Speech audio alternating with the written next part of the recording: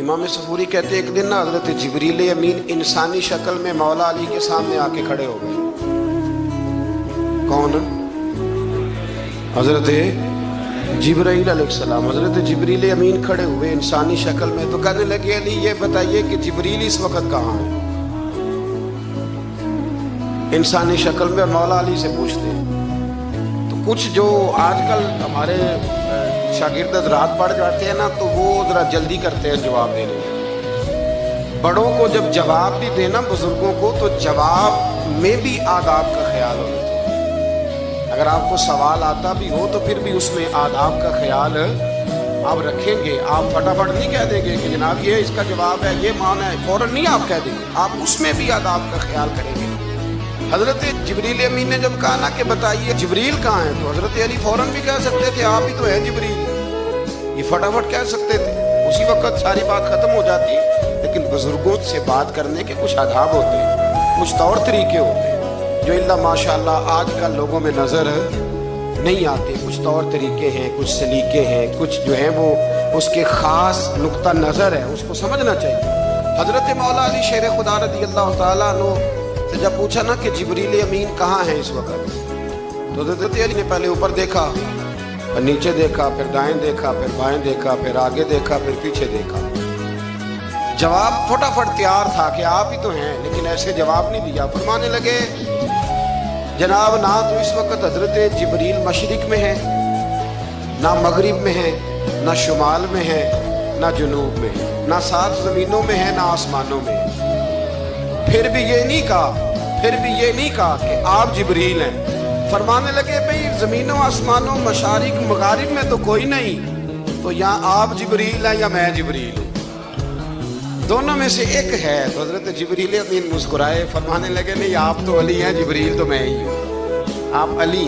دیکھیں نا بہت سارے لوگ سوال کا جواب دیتے ہیں پر وہ آداب کو ملحوظ خاطر نہیں رکھتے. نبی پاک علیہ السلام نے ایک نماز 4 رکعتوں کی تھی تو حضور نے 2 پہ سلام پھیر دیا. تو صحابہ سے پوچھا میں نے کتنی پڑھی ہے؟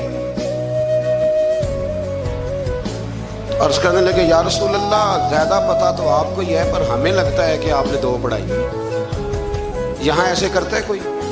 سوال ہی نہیں پیدا ہوتا. یعنی 1 منٹ سے پہلے امام غزالی ایک درویش کے مرید ہو گئے تھے تو بہت بڑے عالم تھے.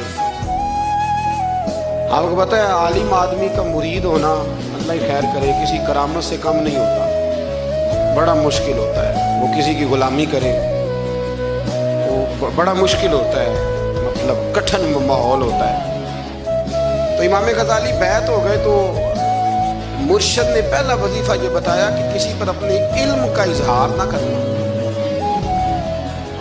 اپنے علم کا اظہار آپ اس کو آسان وظیفہ سمجھتے ہیں, یعنی علم ہو بھی تو بندہ اظہار نہ کرے, بد ہضمی ہو جاتی ہے, بد ہضمی ہو جاتی ہے, نیند نہیں آتی. 2-4 لفظ جو بندہ پڑھ کے آتا ہے نا اس کو تو نیند نہیں آتی کہ میں پڑھا لکھا ہوں تو میں بتاؤں نا. تو حضرت علی شیر خدا کرم اللہ تعالیٰ وجہ الکریم کے وہ آداب سے مجھے یہ بات یاد آئی کہ امام غزالی کے شیخ نے کہا علم کا اظہار نہ کرنا یہ پہلا وظیفہ ہے. شیخ شہاب الدین سہروردی کہتے ہیں مجھے میرے ماموں حضور غوث پاک کے پاس لے گئے تھے تو جاتے ہوئے میرے رستے میں خیال آ رہا تھا میں الحمدللہ خود پڑھا لکھا ہوں. جب انہوں نے جا کے پیش کیا نا غوث پاک کی بارگاہ میں کچھ دے تو حضور غوث اعظم فرمانے لگے بھرے ہوئے پیالے میں کیا ڈالوں, تو پہلے ہی فول ہے کوئی گنجائش ہی نہیں. تو فرماتے ہیں پھر میں اگلی دفعہ گیا تو غرور علم کو توڑ کے گیا. پھر میں غوث اعظم کی بارگاہ میں بیٹھا تو اللہ تبارک و تعالیٰ نے پھر مجھے جھولی بھر کے خیرات عطا فرمائی. یاد ہے تو کہتے ہیں انہوں نے کہا کہ اظہار نہیں کرنا علم کا. تو بس ایک دن بیٹھے بیٹھے نا ایک بندہ مسئلہ پوچھنے آیا, انہوں نے بزرگوں سے مسئلہ پوچھا, میرے مرشد سے. امام غزالی کہتے ہیں میرے پیر سے مسئلہ پوچھا تو وہ کہنے لگے بھئی مجھے نہیں اس سوال کا جواب آتا. حضرت صاحب نے کہہ دیا مجھے نہیں آتا. کہتے میں قریب تھا, میں نے اس بندے کو بلایا, میں نے کہا مجھے آتا ہے جواب, میں بتاؤں؟ تو کہتے ہیں شیخ فرمانے لگے غزالی تیرا کیا خیال ہے مجھے نہیں تھا جواب آتا, یہ تو تجھے آزمانے کے لیے انکار, تیری ابھی میں نہیں نہ گئی تو کوئی نہیں میاں پھر ابھی تو رستے میں ہی رہے گا. فٹافٹ لوگ کہتے ہیں ہم ایسی لاکھوں کتابیں قابل ضبطی سمجھتے ہیں جن کو پڑھ کے بیٹے باپ کو خبتی سمجھتے ہیں. ایک بات یہ کہ ان سے محبت کرنی ہے، دوسری بات یہ کہ ان کی سیرت. پہلی بات زندگی میں ادب بڑا کیا مولا علی شیر خدا، بڑا ادب کیا. حضرت علی کہتے ہیں میں نے نبی پاک سے ایک سوال پوچھنا تھا تو میں نے 14 دن انتظار کیا.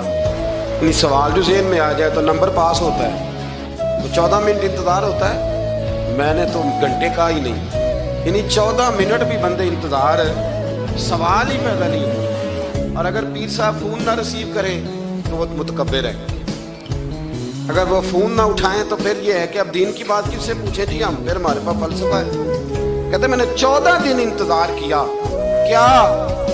مولا علی فرماتے میرے دل میں خیال تھا کہ کوئی اور آ جائے اور جو میں بات پوچھنا چاہتا ہوں وہ نبی پاک سے پوچھ لے، وہ حضور سے پوچھ لے تو میرا بھی چلو معاملہ بن جائے گا. اب ان سے زیادہ کو بے تکلف تو نہیں تھا نا نبی پاک کی بارگاہ، جھٹ پوچھ سکتے تھے. 14 دن کہتے 14 دن کے بعد بندہ آیا، وہی سوال پوچھا جو میں نے پوچھنا تھا.